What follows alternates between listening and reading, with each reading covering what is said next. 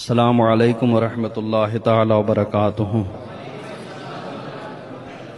نحمده ونصلی ونسلم علی رسولہ الکریم وآلہ وصحبہ الکرام اجمعین ومن تبعہم بإحسان الی یوم الدین، اما بعد فاعوذ باللہ من الشیطان الرجیم، بسم اللہ الرحمن الرحیم۔ ان اللہ لا یغیر ما بقوم حتی یغیروا ما بانفسہم، صدق اللہ مولانا العظیم وبلغنا رسولہ النبی الامین الکریم، ونحن علی ذلک لمن الشاہدین والشاکرین والحمد للہ رب العالمین۔ آئیے سب سے پہلے اپنے آقا مولا تاجدار مدینہ صلی اللہ تعالی علیہ وسلم کی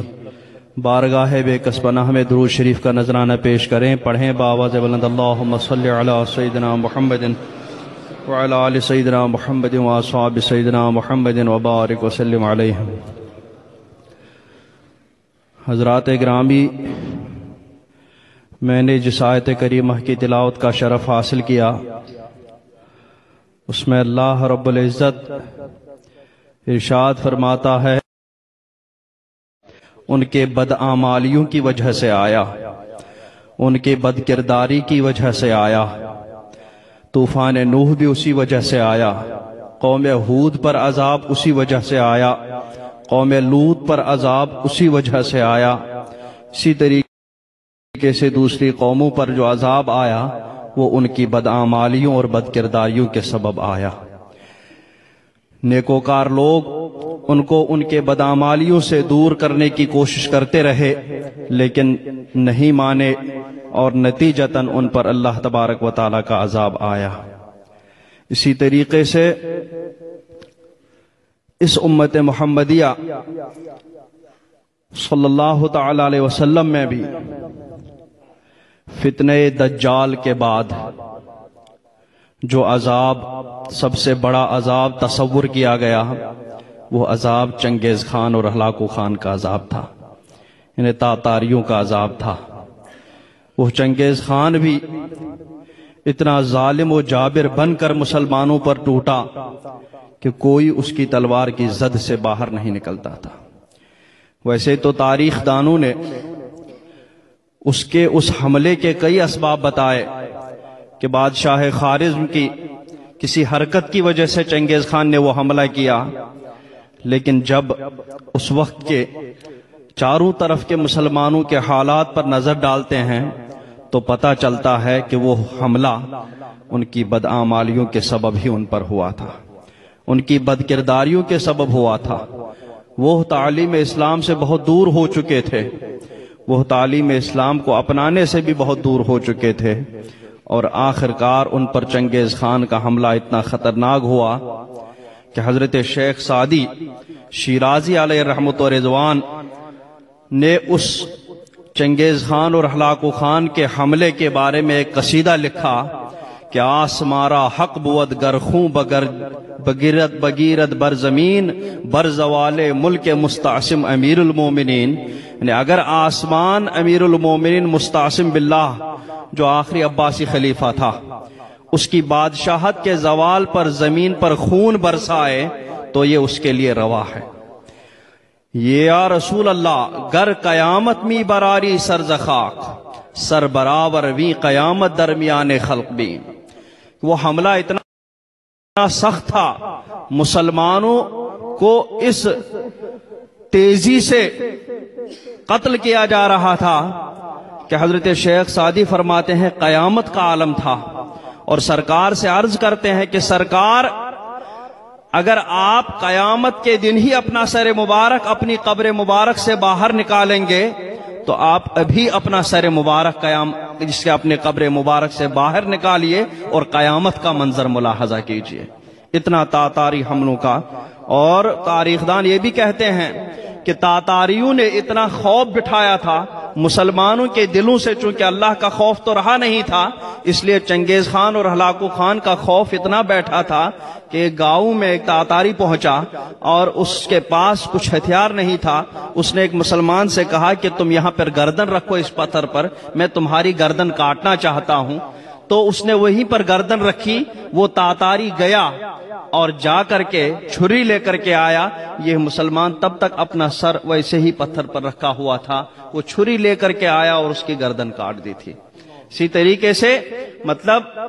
کئی گاؤں میں ایسا ہوا, تاتاری عورت بھی پہنچ جاتی تھی اور سارے گاؤں والوں کو کہتی تھی لائن میں لگ جاؤ, میں تمہاری گردنیں کاٹنا چاہتی ہوں. تو کہتے ہیں سارا گاؤں جو مسلمانوں کا رہتا تھا وہ لائن میں کھڑا ہو جاتا تھا اور وہ تاتاری عورت یا تاتاری مرد ان سب کی ایک ایک کر کے گردن کاٹ لیتا تھا اور وہ اف تک نہیں کر رہے تھے. اتنا ان لوگوں کے دلوں میں تاتاریوں کا خوف بیٹھ گیا تھا. وہ کیوں تھا؟ اس لیے کہ ان کے دلوں میں اللہ کا خوف نکل چکا تھا. انہوں نے اللہ تبارک و تعالیٰ کی عبادت کرنا چھوڑ دیا تھا.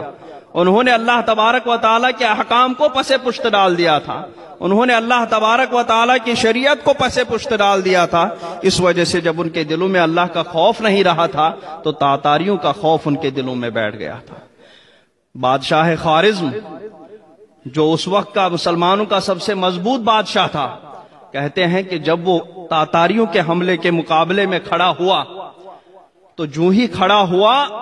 تھوڑی ہی دیر کے بعد اس نے اپنا گھوڑا موڑ کر کے اپنی فوج سے کہا کہ بھاگ جاؤ. پوچھا گیا کیوں؟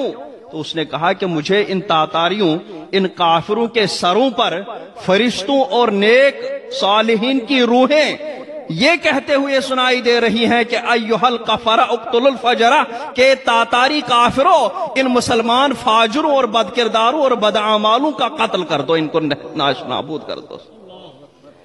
اتنی بدعمالیاں اس وقت پھیل چکی تھی اور بدعمالیوں کے سبب ہی تاتاریوں کا عذاب آ گیا تھا. تو اس لیے اگر کوئی بھی عذاب آ جائے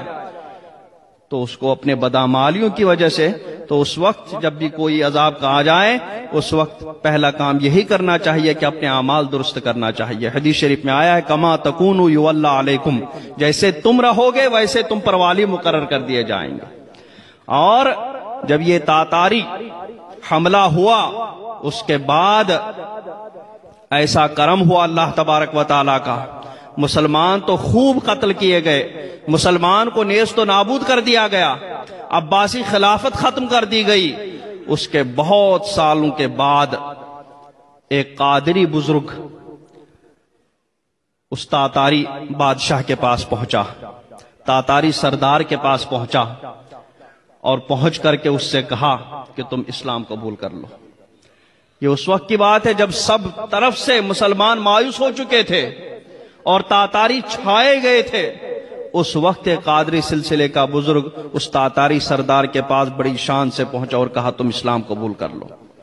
ایسی حالت میں کسی تاتاری سردار سے یہ کہنا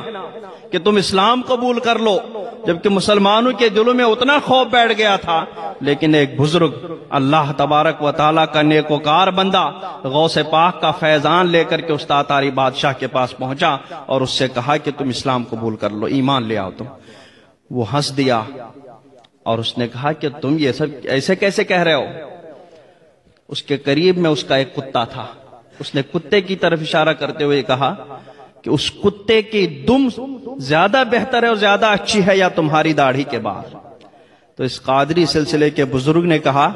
کہ اگر میں اپنے مالک کا, اپنے اللہ تبارک و تعالیٰ کا وفادار رہوں گا, اس کا حکم مانوں گا, اس کی بات پر عمل کرتا ہوں, تو پھر میری داڑھی اس کتے کی دم سے زیادہ بہتر ہے. لیکن اگر میں اللہ تبارک و تعالیٰ کے حکم عدولی کرتا ہوں, اس کے احکام پر عمل نہیں کرتا ہوں, تو پھر میری داڑھی سے زیادہ بہتر اس کتے کی دم ہے جو اپنے مالک کا وفادار رہتا ہے. اس بات سے اس تاتاری سردار کے اوپر اتنا اثر ہوا, اس نے اس قادری سلسلے کے بزرگ کو کہا کہ ٹھیک ہے, تم نے جو بات کہی ہے, میں پہلے اپنی قوم میں ایک مزاج بناؤں گا, ان کے اندر ایک ماحول قائم کر دوں گا, آپ اتنے عرصے کے بعد واپس آ جانا, تب تک میں ماحول بنا کر کے ان لوگوں کو اسلام قبول کرنے کی طرف آمادہ کر لوں گا. بہت عرصہ ہوا اور وہ قادری سلسلے کے بزرگ انتقال کر گیا, لیکن ان کا بیٹا زندہ تھا اور بیٹے کو وہ وصیت کر کے گئے تھے کہ اتنے عرصے کے بعد اس تاتاری بادشاہ کے پاس چلا جانا. اور بیٹا اس عرصے کے بعد اس تاتاری بادشاہ کے پاس پہنچا. پہنچنے کے بعد اس نے وہی بات کہی تو تاتاری بادشاہ کو یاد تھی. اس نے کہا ہاں, میں نے تمہارے والد سے کہا تھا, میں نے سب کو آمادہ کر لیا، لیکن میرا ایک حکمران ہے وہ تیار نہیں ہو رہا ہے اسلام قبول کرنے کے لیے۔ اس نے کہا کہ اس کی کیا شرط ہے، اس کو بلا لیں۔ جب بلایا تو اس نے کہا کہ تمہیں میرے ساتھ کشتی کرنی پڑے گی، تمہیں میرے ساتھ ایک کشتی لڑنی پڑے گی، اگر تم جیت گئے تو ہم اسلام قبول کر لیں گے۔ وہ بزرگ، وہ بھی بزرگ ہو چکے تھے، انتہائی کمزور، انتہائی نحیف و ناتواں تھے۔ اس نے کہا ٹھیک ہے ہم کشتی لڑ لیتے ہیں، چاروں طرف سے جمع کر لو۔ اس نے ایک دن متعین کر لیا۔ وہ سردار اس کو بہت سمجھایا کہ یہ ہماری تاتاری جماعت کا سب سے بڑا پہلوان ہے، سب سے بڑا طاقتور ہے، سب سے بڑا حکمران ہے، وہ تمہیں پچھاڑ دے گا، تم اتنے کمزور اور ناتواں ہو، وہ تمہیں پچھاڑ دے گا، تم نے اس کی دعوت کیسے قبول کر لی؟ سب بزرگ نے کہا کہ نہیں میں کشتی لڑ لوں گا۔ اور جو ہی وہ دن آیا اور دونوں کے درمیان کشتی دیکھنے کے لیے چاروں طرف سے لوگوں کی بھیڑ لگ گئی، تو وہ تاتاری پہلوان حکمران آیا اور ادھر سے قادری سلسلے کا بزرگ غوث پاک کا فیضان لے کر کے آیا۔ جو ہی وہ سامنے آیا بس ایک ہی تھپڑ میں وہ ڈھیر ہو گیا اور زمین کے نیچے چت ہو کر کے اس قادری سلسلے کے بزرگ نے جیت لیا، اور اس کے بعد سے وہ حکمران بھی اسلام قبول کر لیا اور اس کے تحت جتنے بھی لوگ تھے وہ سارے لوگ اسلام قبول کر لیے۔ اس طریقے سے ایک بزرگ کی کوشش سے وہ تاتاری فتنہ جو سب سے بڑا فتنہ تصور کیا جاتا تھا، وہ سارے کے سارے تاتاری مسلمان ہو گئے۔ تو بزرگوں نے ہر طرح کے فتنے کو اپنے طریقے سے قابو میں کیا۔ فتنے تو بہت آئے، کوئی فتنہ میدان جنگ کی صورت میں آیا، اس وقت اللہ تبارک و تعالیٰ نے ایسے افراد پیدا کر لیے جنہوں نے نیزوں اور تلواروں سے ان کا مقابلہ کر لیا۔ اور کبھی فکر کی طرف سے حملہ ہو گیا،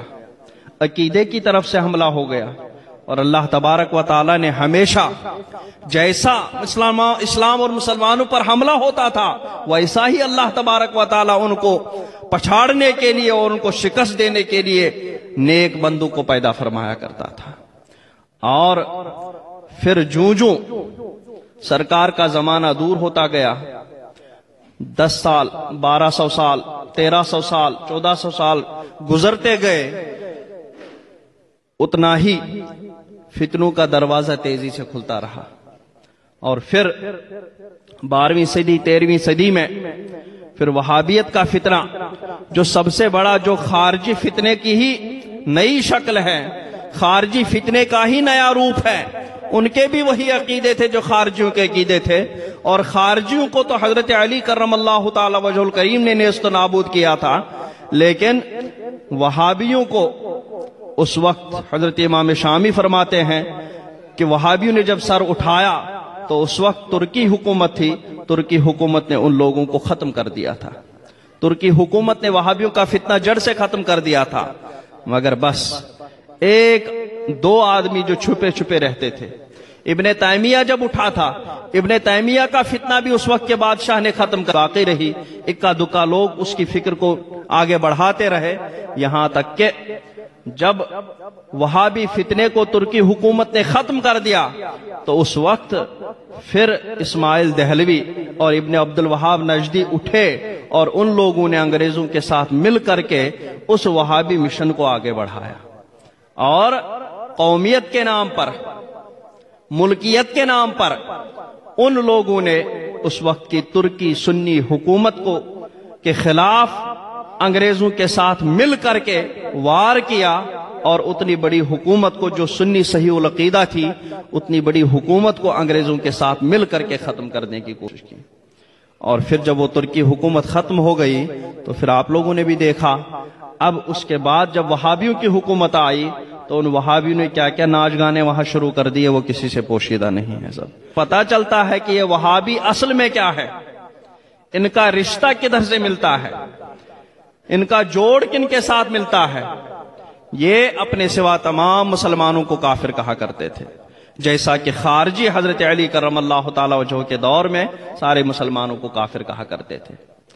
تو یہ وہابی فتنہ پھر وہاں سے اٹھ کر کے ہندوستان آیا، اور ہندوستان میں بھی اس نے اپنے پر پھیلا دیا۔ تو فتنے آتے گئے لیکن جو ظاہری فتنے تھے ان کے لیے اللہ تبارک و تعالی نے افراد پیدا فرمائے اور ان افراد نے کچل کر کے رکھ دیا. لیکن پھر ایسے فتنے بھی آ گئے صلح کلیت وغیرہ کے فتنے جو ان ظاہری فتنوں کے چور دروازے تھے, کیونکہ صلح کلی جو ہی ہو جاتا ہے تو اس کا حشر آخر میں آپ دیکھ لیں گے وہ کسی نہ کسی بدعقیدہ فرقے کے ساتھ ہی گٹھ جوڑ ہو جاتا ہے. ندوۃ العلماء شروع میں یہی فکر تھی اس کی, صلح کلیہ ٹائپ کے تھے, ان کو بھی ملا ایک پلیٹ فارم پر مسلمانوں کے نام پر جمع کر کے کافروں کے مقابلے میں کھڑے ہو جاؤ. تو اس وقت کا جو ندوہ کا وہ بانی تھا وہ تو پلپلا تھا, لیکن اس کے بعد اس کا جو بیٹا آیا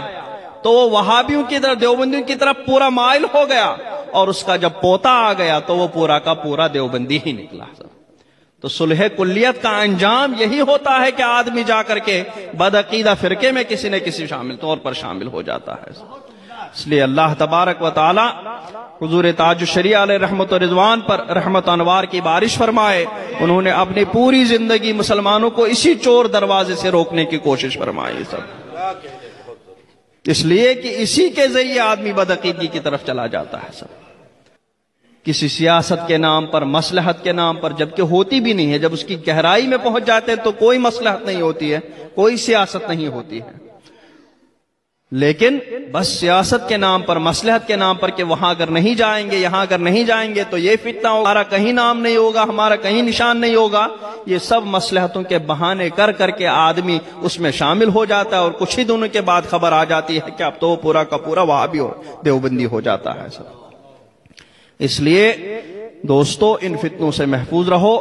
اور علماء ربانیین کے ساتھ اور اہل سنت والجماعت کے پکے سچے علماء کے ساتھ اپنا رابطہ مضبوط رکھیے, اور